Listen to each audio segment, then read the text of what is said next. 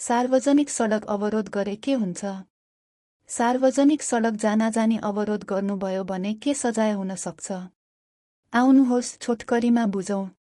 सडक अवरोध हुँदा सवारी साधन र पैदल यात्रुको आवतजावत प्रभावित हुन्छ।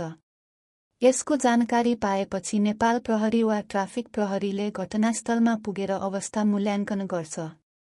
पहिलो चरणमा सडक खुलाउन र अवरोध हटाउन निर्देशन दिइन्छ।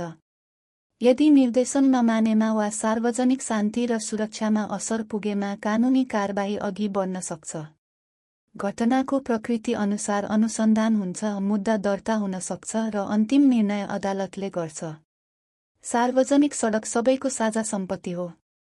आफ्नो अधिकार प्रयोग गर्दा अरूको आवागमन र सुरक्षाको पनि सम्मान गरौँ। कानुन पालना गरौँ, सुरक्षित समाज निर्माण गरौँ।